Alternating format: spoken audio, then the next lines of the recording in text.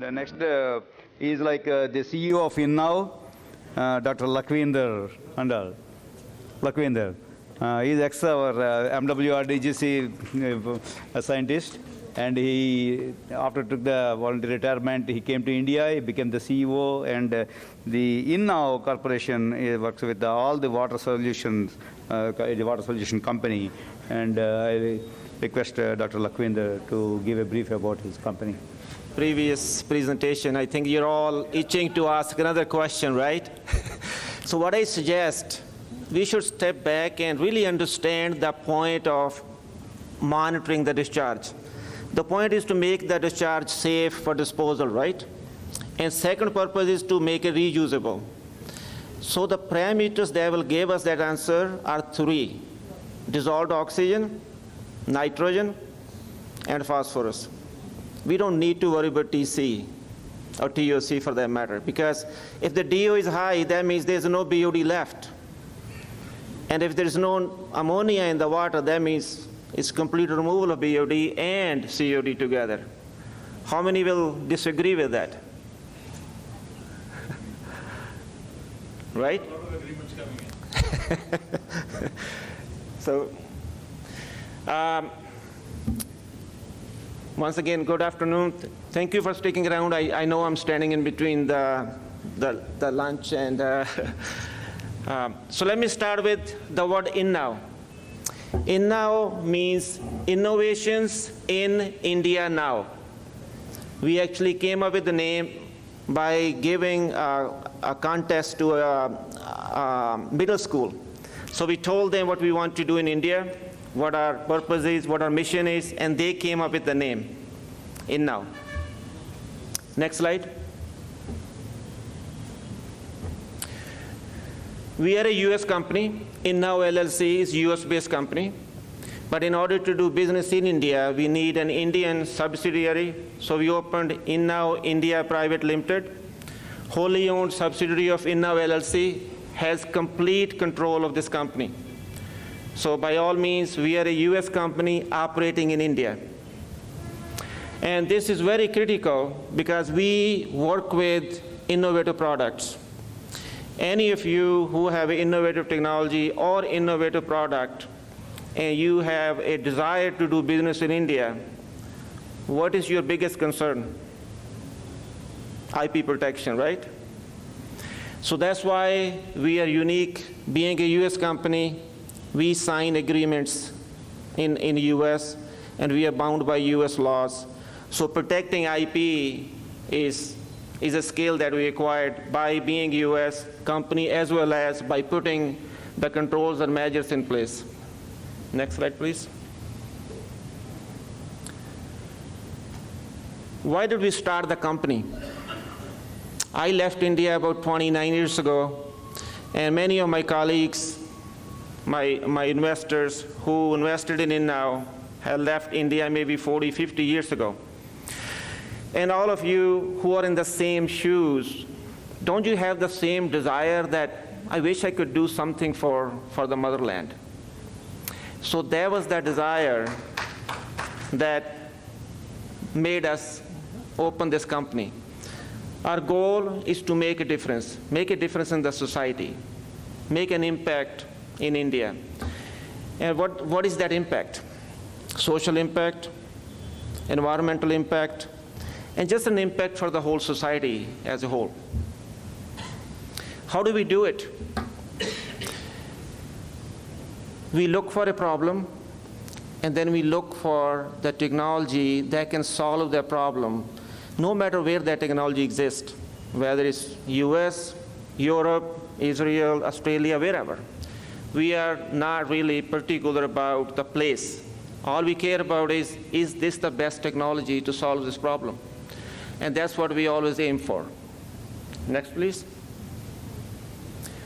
We are for the environment, for social impact, and we are dedicated to make a positive difference to the environment and the humanity.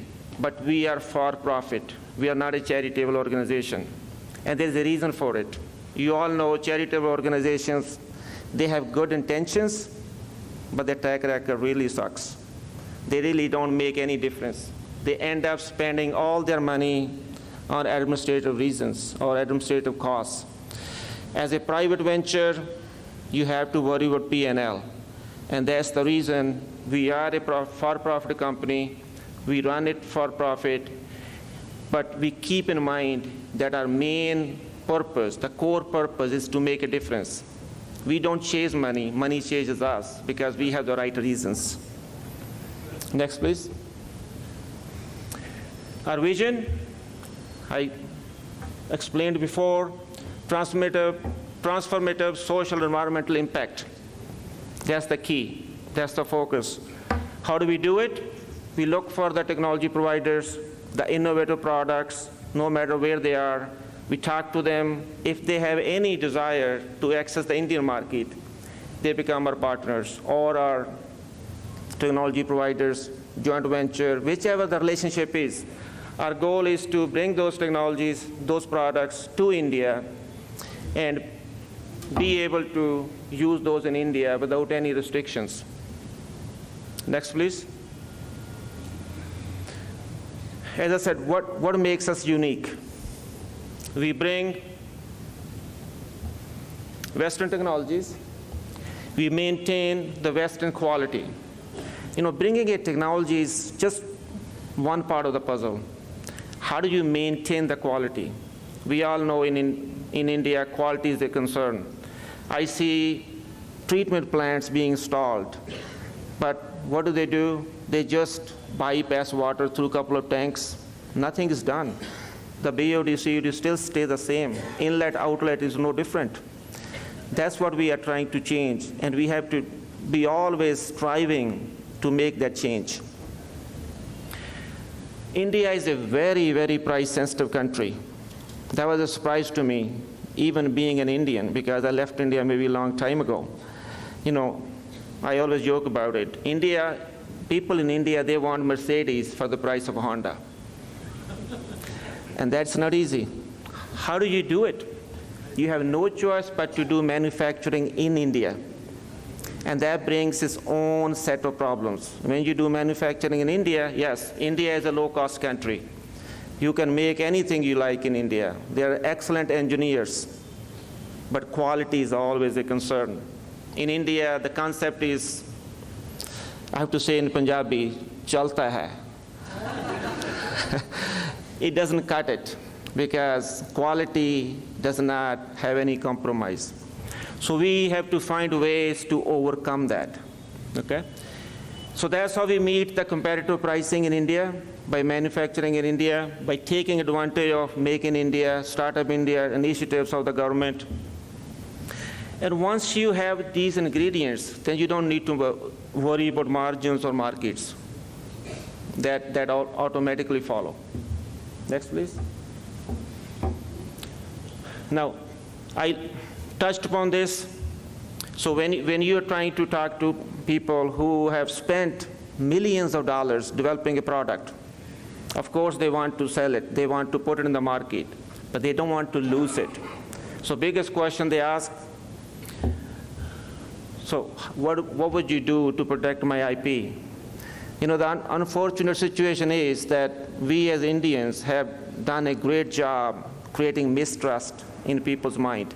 People think anything that comes to India is going to be a lost cause. But that's really not the case. In India, the laws are with you. If you infringe upon a patent, in India, it's not only a civil case, it's also a criminal case. But you have to have the means to follow through. Other concerns are local laws.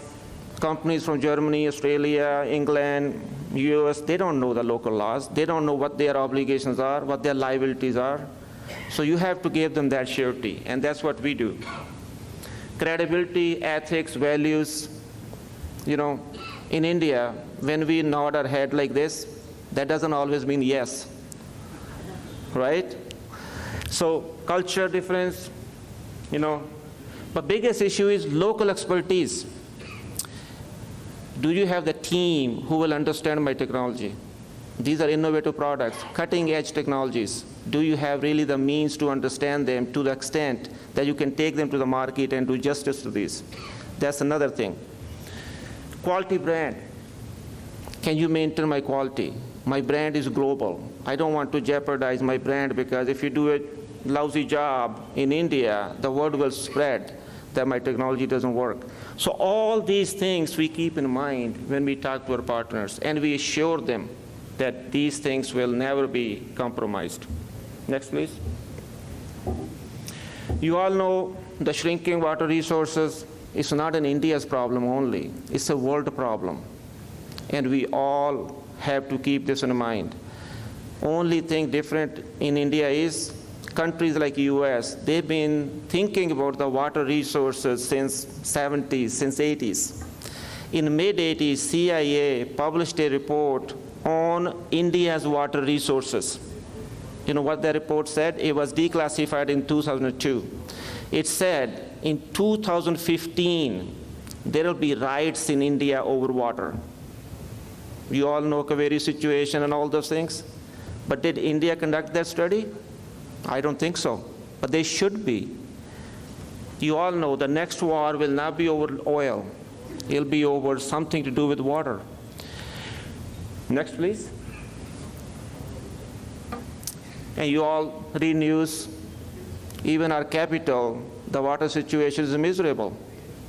It's all over the papers, all over Google. Next, please. But beyond that, our groundwater resources are totally compromised.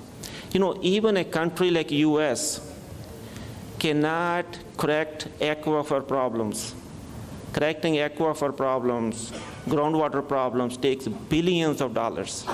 The only thing you can do is protect those resources before they deplete to the no turning point. And that's what we need to do in India. Because of our abuse, decades and decades of abuse to our water resources, this is the situation. We have arsenic levels in our groundwater continuously going up, because our groundwater resources are depleted to the point where we are not even able to create dilution. You know, these pollutants like arsenic, they were always in groundwater. But since the volume was so high, that dilution kept them below the critical levels.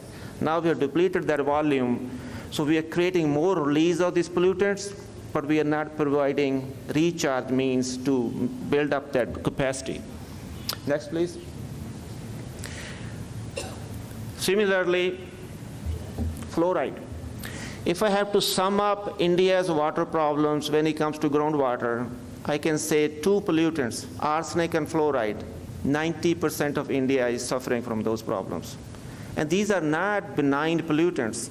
Arsenic is responsible for all kinds of ailments: cancer, heart attack, diabetes, you name it.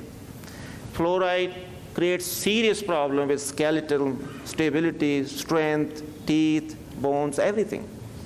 And these are present across the country. You can see the levels to the point where they are beyond, you know, talking about permissible limits, maybe 100 times, 200 times higher than those limits.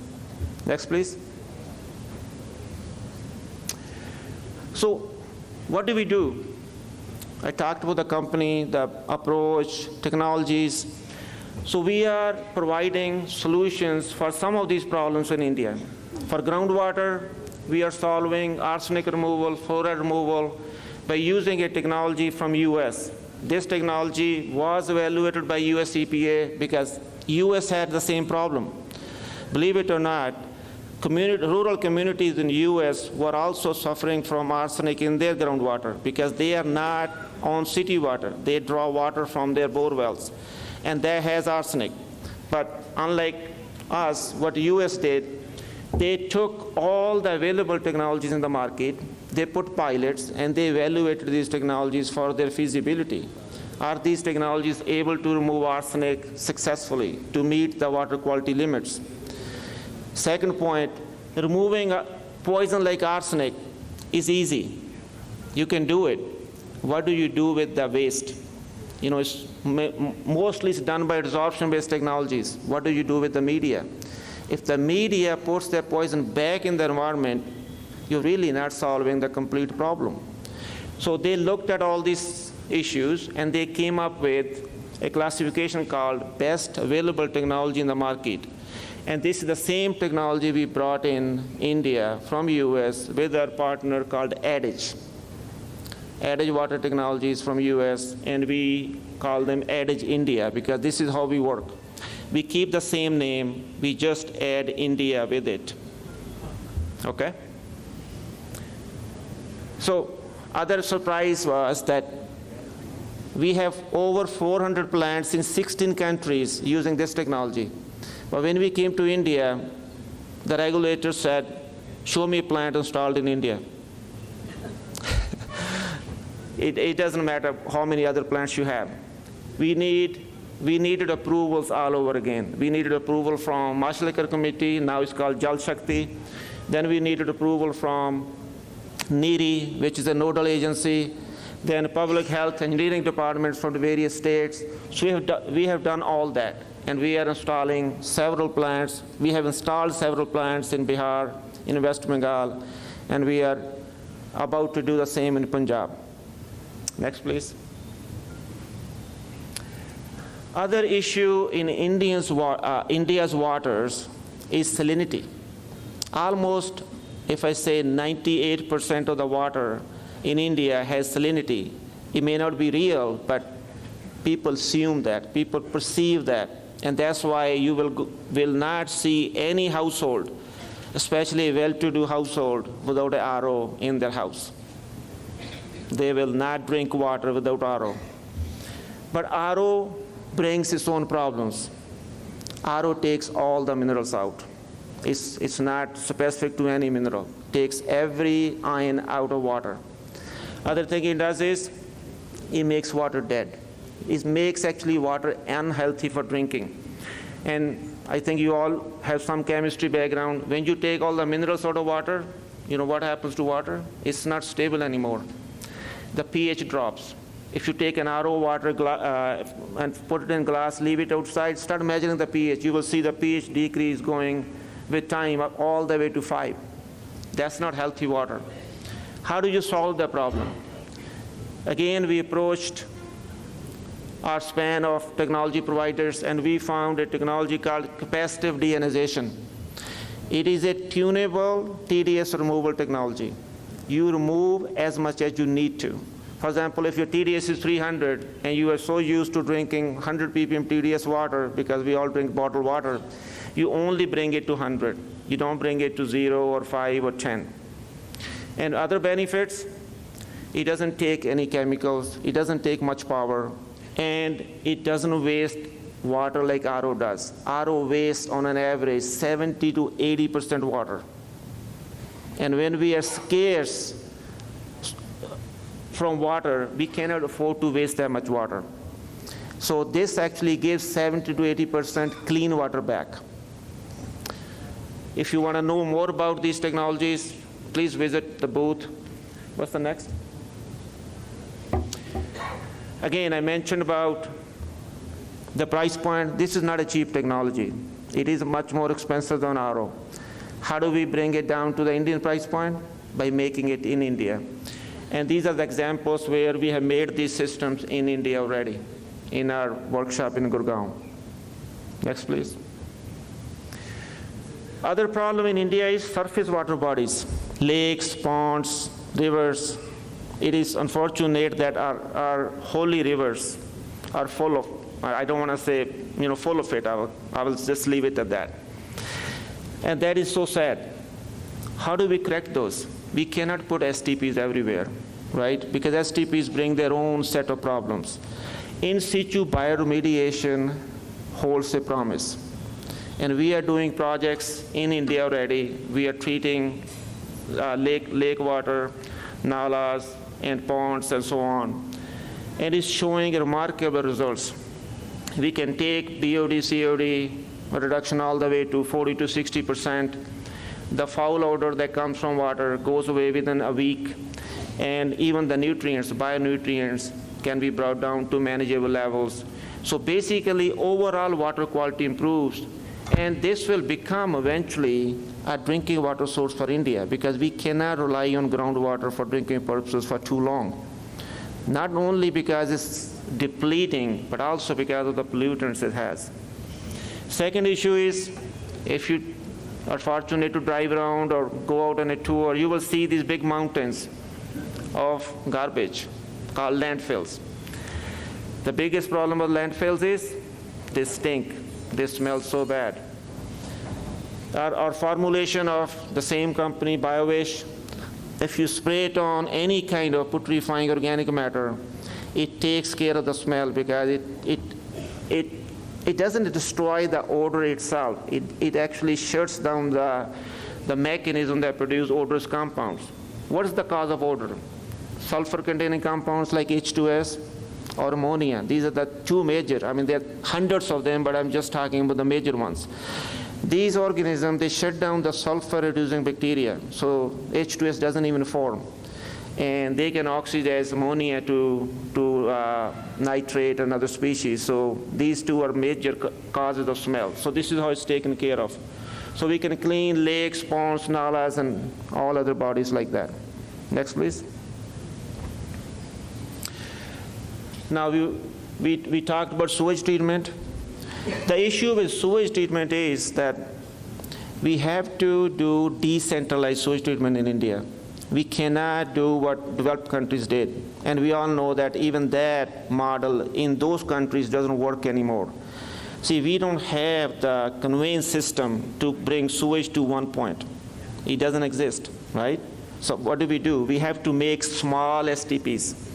And those STPs has to be efficient enough to take care of the BOD, COD, ammonia, phosphorus, everything, to make the water not only good enough to discharge, but good enough to be reused, right?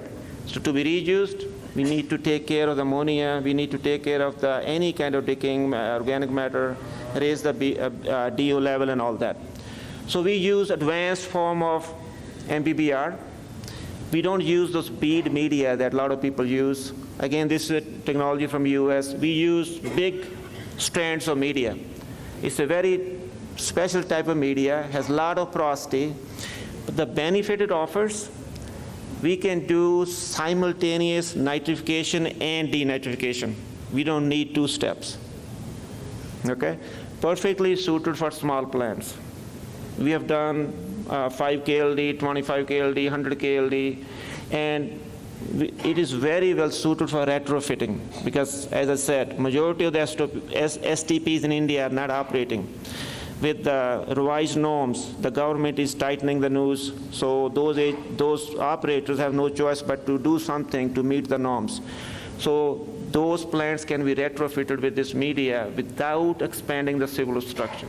No addition, no need for adding more tankage. Next, please.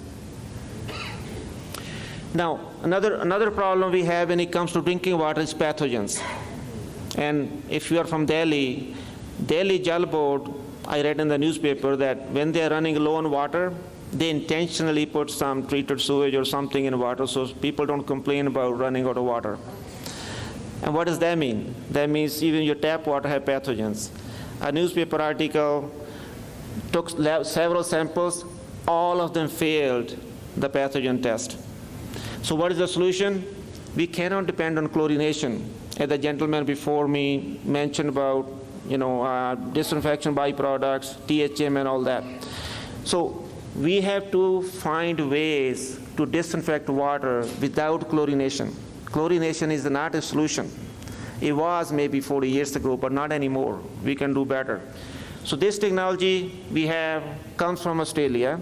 It's proven in Australia, meets the drinking water quality standards and everything. It disinfects water without using any chemicals. So it's an electrocatalytic process. It splits some water molecules to make hydroxyl radical. Hydroxyl radical is the most potent oxidant. Anytime it comes in contact with any kind of organic matter, pathogen, virus, whatever, it destroys it right away. And after doing its job, it becomes water again. So no byproducts produced, nothing left behind. Now, second question is, you can achieve disinfection. How do you sustain it? People are not going to drink water right after you treated it, right? It's going to travel from point A to point B. So we add residual chlorine by using chloride in water. You know, you can combine 2 chlorides and make Cl2, right? Same electrocatalytic process. So this is a dual disinfection technology that disinfects and maintains disinfection. And we installed our first plant in Nagaland. We have done piloting in Rajasthan, and we are gearing for bigger plants now. Next, please. So what is our approach? Next, please. We evaluate the most pressing problems. Then we look for the best technological solutions, no matter where they are. We talk to those people, we convince them, we plead them, we beg them, whatever it takes. We convince them to come to India, and we use those technologies to come up with the best and sustainable solutions to solve these problems. Once you do that, you can make everybody happy, even your investors. Next, please. So that's it. I can give you a lot more information. Stop by the booth, and I'll be happy to talk to you.